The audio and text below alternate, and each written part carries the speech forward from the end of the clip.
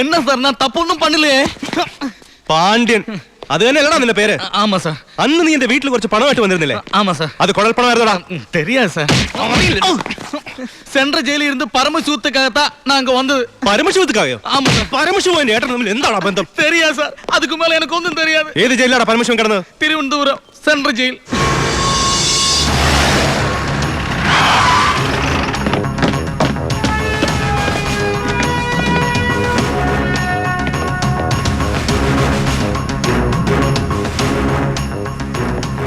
ബാലു, ദാ Walayar പരമശിവത്തിന്റെ history book.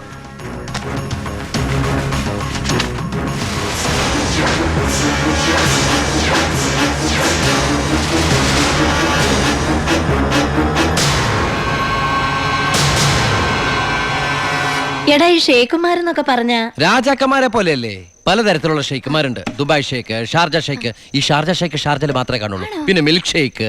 Milk shake? ആ, ഒട്ടകത്തിന്റെ പാല് മാത്രം വിറ്റ് ജീവിക്കുന്ന ഷെയ്ഖുകളാണ് മിൽക്ക് ഷെയ്ഖുകൾ. ശരിക്കും അങ്ങനെയുണ്ട്. സത്യം. അവരോടൊക്കെ സംസാരിച്ചിട്ടുണ്ടോ?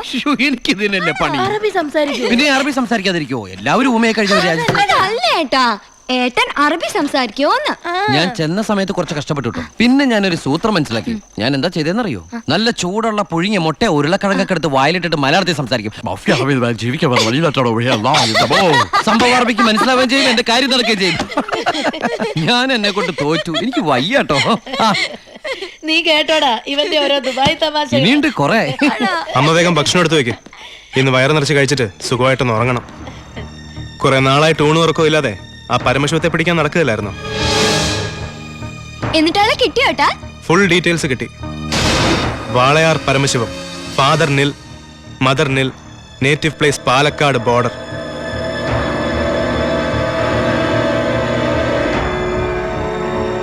നിനക്കിതൊക്കെ എവിടുന്ന് കിട്ടി? തിരുവനന്തപുരം സെൻട്രൽ ജയിലിൽ നിന്ന് 4 വർഷം കഠിന തടവിന് ശിക്ഷിക്കപ്പെട്ട കൊലയാളിയാ.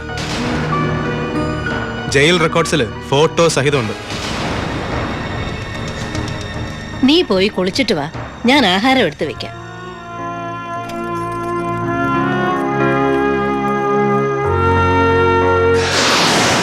വാളയാർ പരമശിവത്തെ കുറിച്ച് ഇതിൽ കൂടുതൽ എന്തെങ്കിലും ഏട്ടൻ അറിയണോ? വേണ്ട, ഇനി നീ ഒന്നും പറയണ്ട. ഇവിടെ വെച്ചൊരു സീൻ ഉണ്ടാക്കരുത്. അമ്മ ഒന്നും അറിയരുത്.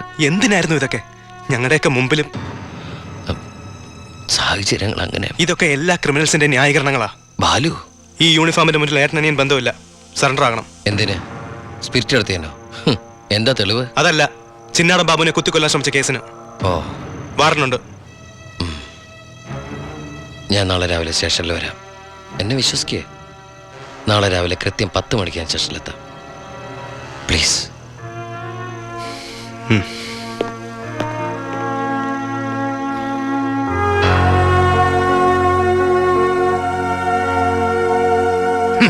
പരമശിവൻ സ്വന്തം ഏട്ടനാണെന്നറിഞ്ഞോടെ പിടിക്കാനുള്ള ആവേശമൊക്കെ പോയല്ലേ? ആ കള്ള റാസ്കലിന്റെ വാക്ക് കേട്ട് കൈയോടെ അറസ്റ്റ് ചെയ്യാണ്ട് വന്നിരിക്കുന്നു. അവൻ പറഞ്ഞ സമയമൊക്കെ കഴിഞ്ഞു.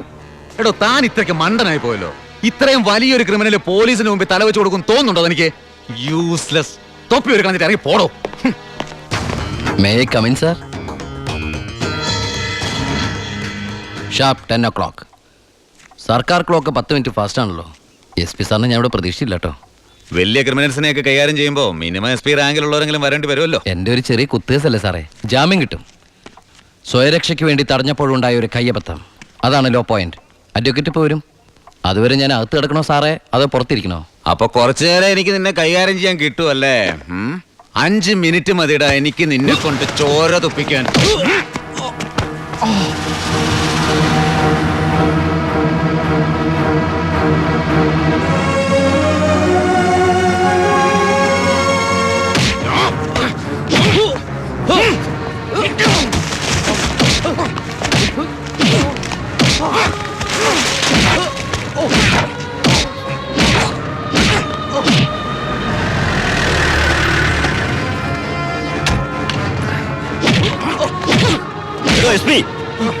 ഇനി അവനെ തൊട്ടുപോകരുത്.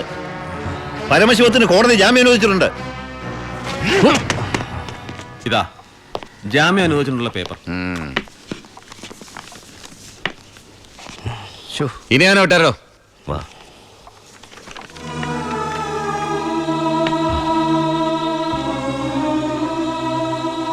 നിനക്കെന്നെ തല്ലണമെങ്കിൽ അത് വീട്ടിൽ വെച്ചാ കാര്യമില്ലേ?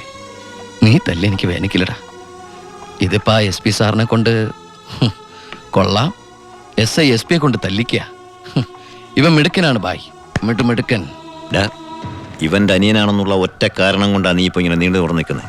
ഇല്ലേ പണ്ടേ നീയൊക്കെ നടറോട്ടി കിടന്ന് ഇടഞ്ഞേനെ. ബായ് ബായ് വാ.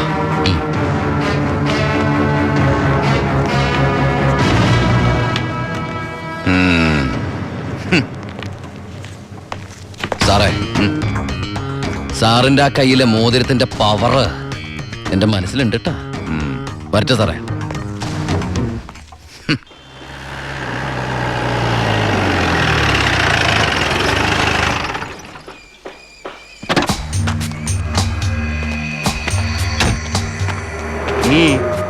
ഏട്ടനുണ്ടോ? ഏട്ടനല്ല, പരമശിവ, വാളയാർ പരമശിവ. എന്താ, എനിക്കിതിരെ പുതിയ വല്ല വാറണ്ടും ഉണ്ടോ? ഏട്ടനോട് SP പെട്ടെന്ന് അങ്ങനെ പെരുമാറുന്ന ഞാൻ വിചാരിച്ചില്ല. അത് പോട്ടെ. സാറിപ്പോ ഒന്ന് കാര്യം പറ. എനിക്ക് ഏട്ടനോട് തനിച്ചൊന്ന് സംസാരിക്കണം. അച്ഛാ. ആ എല്ലാരും പോയട്ടെ, പോയി ജോലി ചെയ്യേ. പറയേ. ഏട്ടന്റെ പേരിലുള്ള ആ കേസിന് ഇനി കോടതി വിധിയെ മാത്രം പേടിച്ചാൽ മതി. അതെനിക്കറിയാം. ഇനി ഈ തൊഴിൽ വേണ്ട. അങ്ങനെ പെട്ടെന്ന് അവസാനിപ്പിക്കാൻ പറ്റുന്നല്ലേ ഈ പണി? ഒരുപാട് കമ്മിറ്റ്മെന്റ്സ് ഉണ്ട്. ആരോട്? അതൊന്നും പറഞ്ഞാൽ നിനക്ക് മനസ്സിലാവില്ല. ഞാൻ വഴിയെല്ലാം നിർത്തിക്കോളാം. പറ്റില്ല. എനിക്കിത്തിരി പ്രശ്നങ്ങളോട് ബാക്കിയുണ്ട്. എന്ത് പ്രശ്നം? എന്ത് പ്രശ്നം എനിക്കില്ലാത്ത? എന്നും എനിക്ക് പ്രശ്നങ്ങൾ തന്നെയല്ലേ. വളർന്നപ്പോ മുതൽ കുടുംബത്തിന്റെ ചുമതല, തീർത്താത്ത കടങ്ങളുടെ ബാധ്യത, നിന്റെ പഠിപ്പ്, അനീതിയുടെ പഠിപ്പ്, ഇനി അവളുടെ കല്യാണം. ഒന്നും പറഞ്ഞിട്ട് കാര്യമില്ലെന്നറിയാം. ആ കറിയാച്ചന്റെ കടവെങ്കിലും തീർത്താ നിർത്തിക്കോളാം ഞാനെല്ലാം. അതൊന്നും എനിക്ക് കേൾക്കണ്ട. പിന്നെ എന്താ നിനക്ക് കേൾക്കേണ്ടത്? നീ തീർക്കുവാ കടം. അയാൾക്ക് അരമാസത്തെ പലിശ കൊടുക്കാൻ തികയില്ലോ നിനക്ക് കിട്ടുന്ന ശമ്പളം. വേണ്ട, പറഞ്ഞ ചിലപ്പോ കൂടി പോവും. ഇനി ഞാനായിട്ട് നിനക്കൊരു പ്രശ്നം ഉണ്ടാക്കില്ല. പോരെ? പോരാ, എനിക്ക് നാണക്കേടാ. ഡിപ്പാർട്ട്മെന്റ് മുന്നിലും പബ്ലിക്കിന്റെ മുന്നിലും എന്റെ ഏട്ടൻ ഒരു കള്ളനാണെന്ന് പറയുന്നത് എനിക്ക് കുറച്ചില്ല. കുറച്ചില്ലോ? എടാ, നീ ഇട്ടിരിക്കുന്ന യൂണിഫോമിന് വരെ ഞാൻ കടത്തിയ സ്പിരിറ്റിന്റെ മണമുണ്ട്. അത് മറക്കല്ലേ. നീ പോ. പിന്നെ അനിയൻ SI ആണെന്ന സ്വാധീനം വെച്ച് സ്പിരിറ്റ് കടത്താനാണ് പരിപാടിയെങ്കിൽ അത് നടക്കില്ല. ഇനി ഒറ്റ ലോഡ് സ്പിരിറ്റ് പോലും പരമശിവം കടത്തില്ല. അതിന് ഞാൻ സമ്മതിക്കില്ല. എടാ, പരമശിവം സ്പിരിറ്റ് എടുത്താൻ തുടങ്ങിയിട്ട് കാലം കുറച്ചായി. ഇതുപോലെ പല വെല്ലുവിളികൾ നേരിട്ടിട്ടുണ്ട്. ഇനി നിന്നോടാണെങ്കിലും അങ്ങനെ തന്നെ. നീ വേണം ഈ സമയം കുറിച്ചിട്ടോ. നാളെ രാത്രി കൃത്യം 9-നും 10-നും ഇടയ്ക്ക് വാളയാർ ചെക്ക് പോസ്റ്റിലൂടെ എന്റെ ലോഡുകൾ കടന്നു പോവും. നിനക്ക് തടയാമെങ്കിൽ നീ തടഞ്ഞോ.